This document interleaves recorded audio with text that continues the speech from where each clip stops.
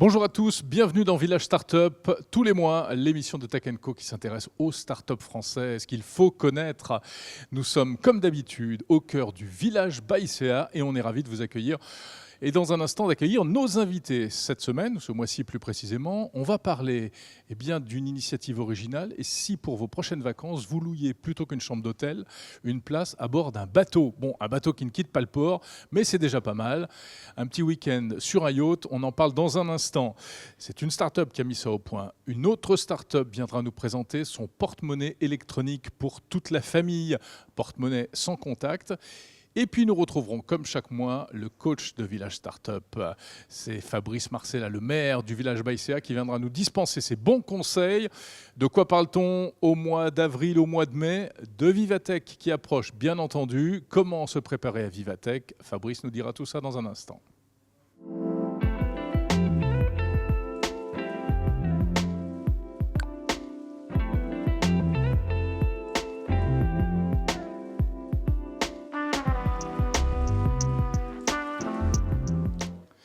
Je suis donc ravi d'accueillir le premier invité de ce Village Startup, Félix Nakache. Bonjour. Bonjour, enchanté. Vous représentez la startup Bedboat. Bed comme un lit, boat comme un bateau, au moins c'est clair. On comprend que vous allez nous parler. Alors la règle du jeu dans Village Startup, même si ce mois-ci, vous le voyez, il y a un petit changement, François Sorel est absent. Mais néanmoins, l'émission est là pour vous. La règle, c'est 6 minutes pour répondre à mes questions. C'est mieux qu'un pitch, vous allez voir. Allez, super. Les start-upers ont l'habitude des pitchs. Vous, ça va être encore plus facile. Bedboat, comment vous est venue cette idée? Là, après, on va expliquer exactement en quoi ça consiste. Mais comment vous est venue cette idée de louer des places sur des bateaux, des yachts à quai pour les gens qui veulent aller passer un week-end ou quelques jours au soleil? Bon, alors moi, déjà, pour la petite histoire, je suis né en Guadeloupe et j'ai grandi sur un bateau. Donc, je connaissais un peu le milieu. Et après, ça m'est surtout venu en fait un constat affolant qu'aujourd'hui les ports sont pleins et vides à la fois. Plein de bateaux, mais vides de personnes. Et je me suis dit, mais avec le nombre de places de ports qu'on a en France, c'est inimaginable, quoi. On dit qu'il n'y a pas assez de place pour loger tout le monde, pour les vacanciers. Ouais. Il y a Airbnb qui est un peu aujourd'hui au cœur du débat, alors qu'en fait, on pourrait loger des centaines et des centaines de milliers de personnes sur les bateaux qui sont là. Et en plus, ils rêvent. Vraiment, tout le monde rêve de dormir sur ces yachts, quoi. Évidemment. Alors c'est vrai qu'il y a des périodes où il y a plus de monde à bord. Il suffit de se promener à Saint-Tropez au mois d'août. Il y a du monde sur les yachts et surtout quand ils sont dans le port d'ailleurs. Vous savez, c'est utilisé combien de jours dans l'année un bateau? 10 jours sur l'année. 10 jours sur l'année.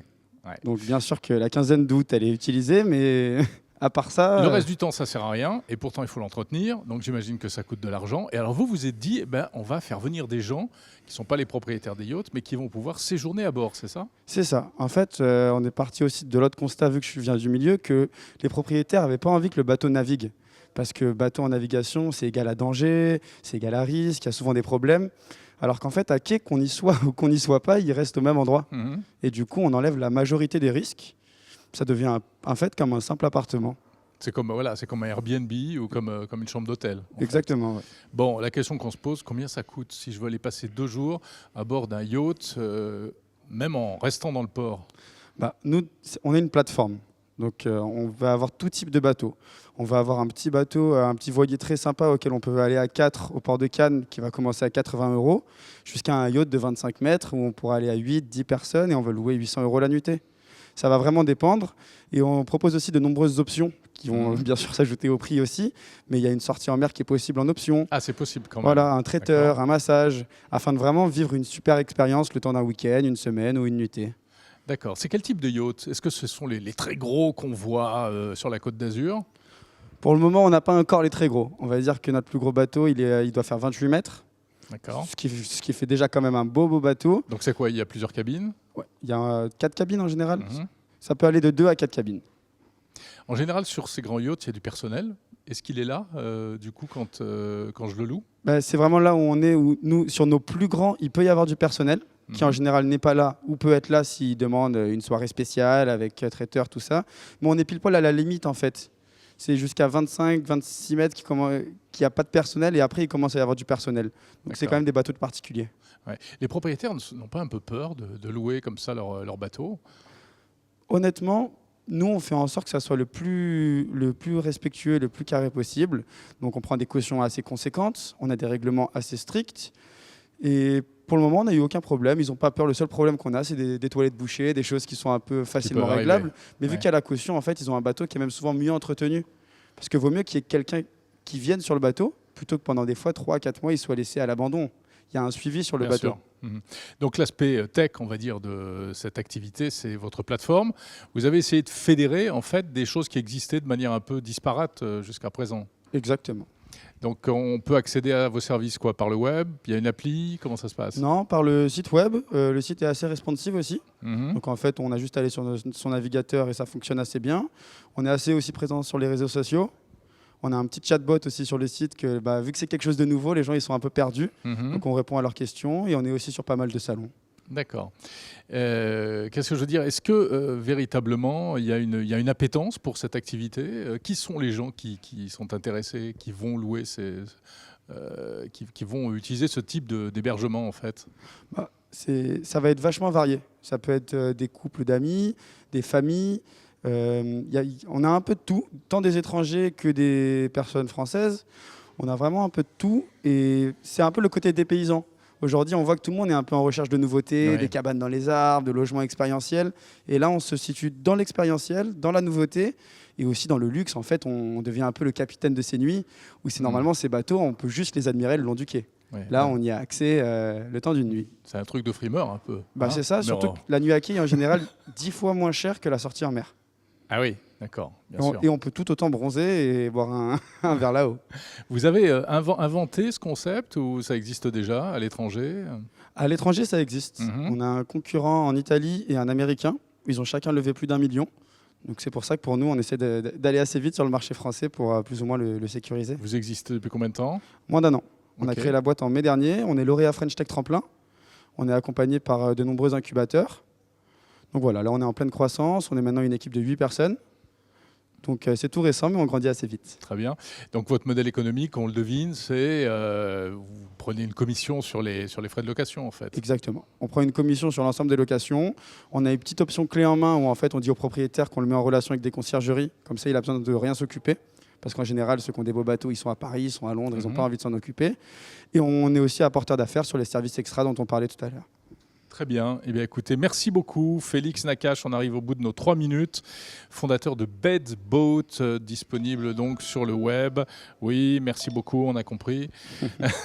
Voilà, BedBoat à retrouver si vous voulez tenter une expérience un peu nouvelle d'hébergement.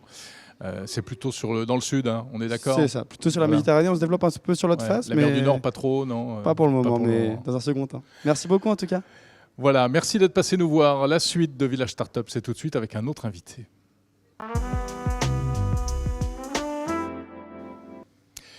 Une innovation, une start-up qui va intéresser les familles avec des enfants en bas âge notamment.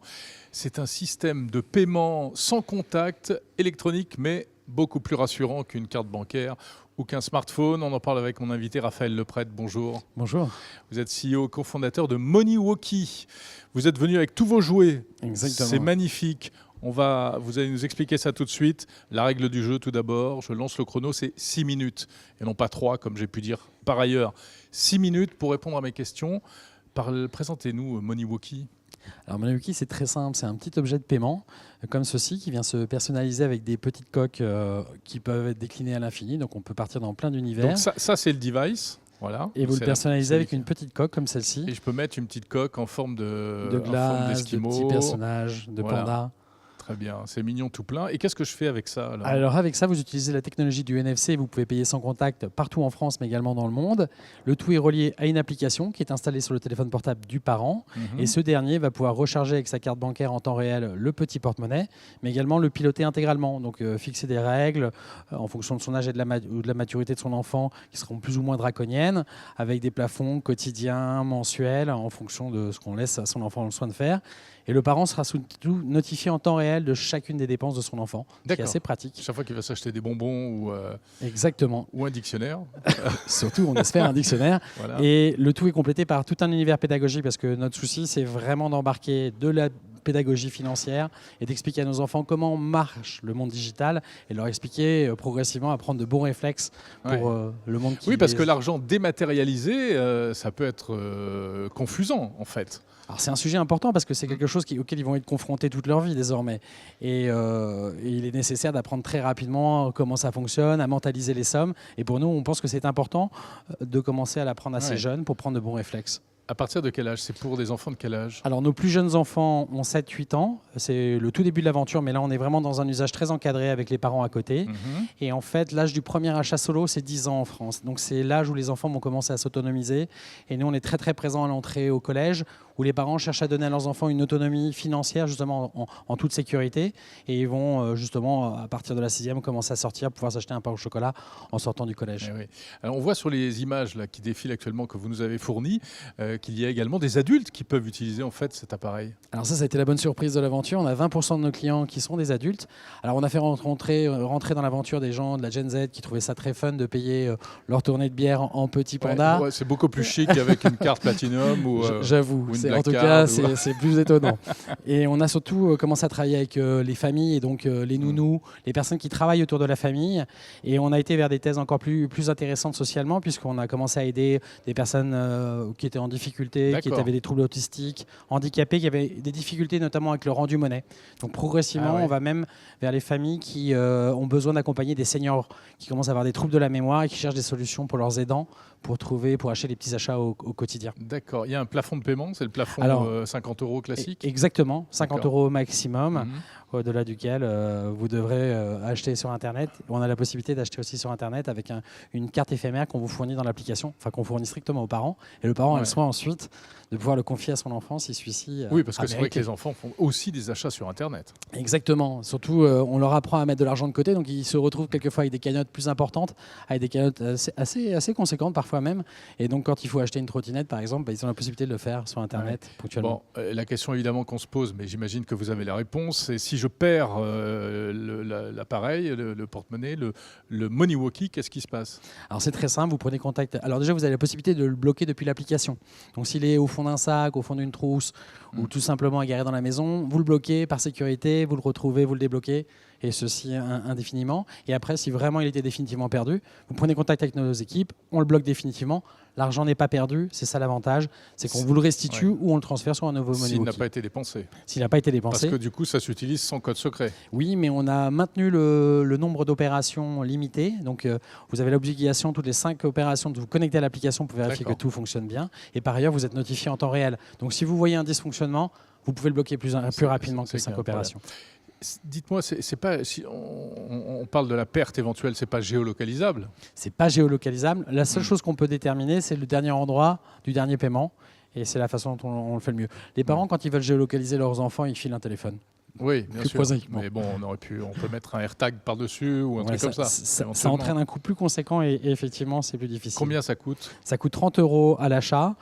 Et ensuite, on a un coût au fonctionnement. Donc, on a 2 possibilités. Soit vous payez 1 € au rechargement, et donc ça vous permet de l'utiliser très ponctuellement. Soit vous voulez rentrer dans l'aventure de manière plus intense. Par exemple, vous donnez de l'argent à vos enfants de manière hebdomadaire, et vous avez la possibilité d'avoir un abonnement, 1,90 € et qui est bien évidemment arrêtable à n'importe quel instant. 1,90 € par paiement ou par mois? Par mois. Par mois. Et bien évidemment, en contrepartie de ce modèle économique, on ne revend pas les données de nos enfants. On n'a pas eu besoin d'en trouver un autre modèle. Donc, c'est assez transparent pour les parents. D'accord. Et quel est le ressenti des enfants et des parents que vous avez pu récupérer? Les enfants sont très fiers de posséder un petit money walkie parce qu'il y a quelque chose de très attachant avec ces petits personnages. C'est le début de l'autonomie. C'est le début de l'autonomie. Le premier de leurs réflexes, c'est de demander à leurs parents de payer à leur place, puisqu'ils ont bien compris que c'était leur argent. Et donc, ils dévient l'usage. Donc, on a de bons petits êtres intelligents qui arrivent. D'accord. Très économes. Oui, parce que vous l'avez dit, il y a un aspect pédagogique pour apprendre à gérer son budget. Vous existez, il nous reste 20 secondes sur l'aspect un peu plus business. Le produit est sorti, il est commercialisé? Il est commercialisé depuis 3 ans. Vous nous trouvez à la FNAC, dans près de 600 points de vente à travers la France. Vous retrouvez nos adresses sur notre site internet. Vous nous retrouvez également sur notre site internet. Et bien évidemment, on a noué un partenariat avec le groupe BPCE. On est vendu dans la moitié du groupe BPCE, notamment dans les caisses d'épargne et les banques populaires. Logique, effectivement. C'est un bon endroit pour trouver ce type de produit. Voilà. Voilà, merci beaucoup Raphaël Leprêtre de Moniwoki. Merci beaucoup. Très jolie petite innovation et je vous laisse ranger vos jouets. Il faut me ranger toute cette chambre, hein, Raphaël. Voilà, c'est la suite de Village Startup. On va retrouver le maire du village, Fabrice Marcella, et ses bons conseils.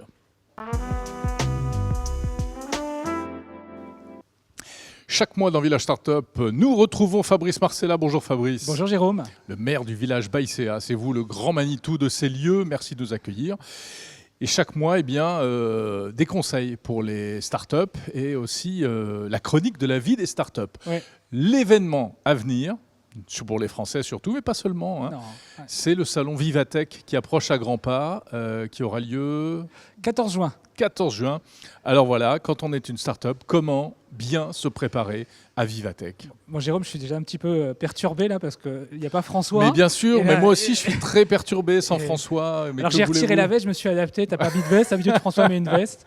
Oui, Mais François voilà, est je suis très un peu- dress code. Ouais, voilà. Donc je me Non, suis mais adapté, mais C'est à la bonne franquette, comme ça on va On y pouvoir va. se dire des choses qu'on ne se dit pas d'habitude, Fabrice. bon, on va parler de Vivatech. Ouais.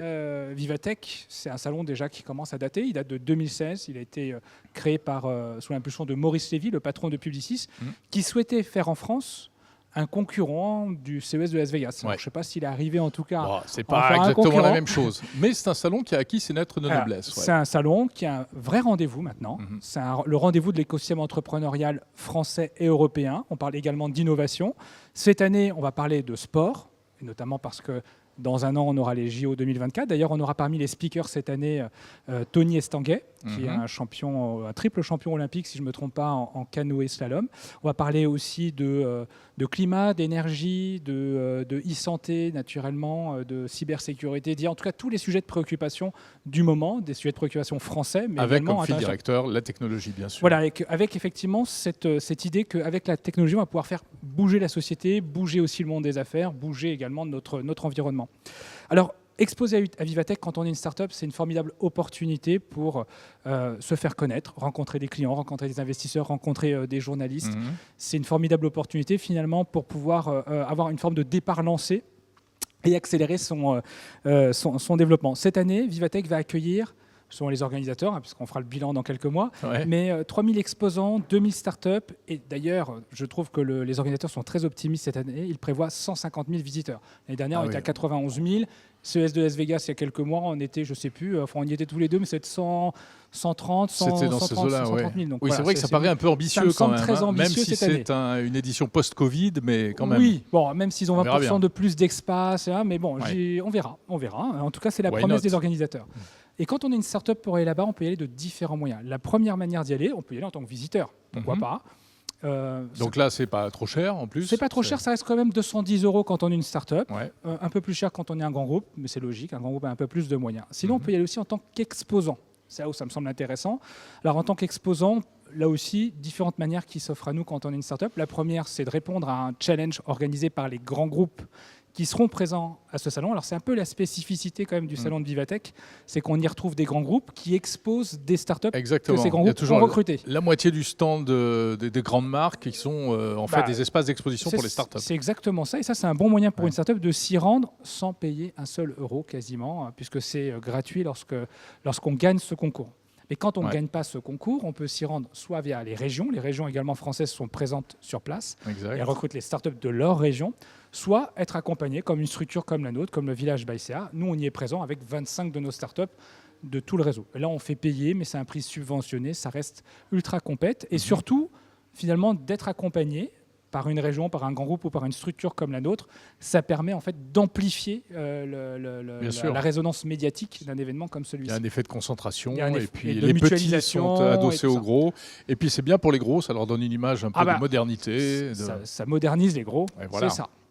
C'est du gagnant. Euh, Parce que ce qui est étonnant, c'est que ce ne sont pas forcément des groupes de tech qui Non. sont à Vivatech. Et non, Il y a des institutions financières, il y a des groupes de luxe, il y a des opérateurs télécoms. Bon, eux, ils sont un peu plus... mais c'est ce que je Versé trouve là-dedans. justement intéressant. L'idée, en fait, c'est de faire en sorte que l'innovation n'appartienne pas uniquement à Tout des à fait. innovateurs. Ouais. L'objectif, l'innovation n'a de sens que si elle est partagée par le plus grand nombre. Et ça, c'est un bon moyen d'en faire la démonstration. Alors, quand on est une startup, ensuite, il faut s'y préparer pour y aller, bien travailler sa stratégie de communication. Alors, ça veut dire quoi, bien travailler sa stratégie de communication? C'est déjà de se faire connaître auprès de ceux qui organisent des délégations sur place. Ce qui permet en fait d'être bien repéré et d'avoir des délégations qui se rendent sur votre stand. Ça, c'est une première manière de faire et ça s'anticipe. La deuxième, c'est d'avoir un pitch efficace. Alors, je rappelle pour ceux qui nous regardent et qui nous écoutent, un pitch efficace, ça te marque toujours par le problème que je cherche à résoudre, la solution que je propose, en quoi elle est différenciante et surtout un très bon closing à la fin qui donnera envie, en tout cas, d'avoir un prochain rendez-vous pour creuser. La magie du pitch. Le pitch, c'est ce qui fait que quand on parle à un start-upper, on lui dit bonjour et paf, c'est parti. Mais on appuie sur un bouton, on appuie sur l'épaule et ça déroule. Après, on choisit sa langue quand même. Donc, et c'est important d'être en anglais d'ailleurs quand on est à Vivatech. C'est vrai, Vivatech se passe beaucoup en anglais. Bon, on peut aussi parler français un peu quand même, avec des Français. En tout cas, on peut se permettre d'être approximatif en anglais quand on est en France. En CES, c'est un peu différent. Donc, préparer sa com, se faire connaître. Ensuite, préparer cette démonstration. On disait 3000 exposants, 2000 startups. On a intérêt à se distinguer par rapport aux autres. Moi, il y a 2 exemples qui m'ont marqué. Le premier, c'est Blue Frog Robotics avec son Buddy. Le petit robot Buddy. Je ne sais pas combien il fait, 50 cm, 1 mètre, j'ai plus en tête. Mais en tout cas, ce qui est génial, c'est qu'il le met dans les allées comme ça. Et le robot, il vient et il bute contre vos pieds. Et donc, vous vous stoppez net. On le voit hanter les salons depuis des années. Eh ben voilà, oui. En tout cas, il marque l'ensemble des salons. Et surtout, son fondateur marque aussi parce qu'il fait peut-être... Rodolphe. 2 ou 3 fois la taille du... Il est immense avec sa grosse barbe. On s'arrête. On l'aperçoit sur les images. On s'arrête et en plus c'est un robot ultra attendrissant, donc on a envie d'échanger avec son fondateur. La deuxième startup qui m'a marqué, moi, c'est une startup qui s'appelle Retax qui fait du vidéo live shopping. Et donc sur son stand, il avait tous les codes en tout cas du live shopping et il arrivait à faire cette démonstration, notamment je me souviens auprès de L'Oréal.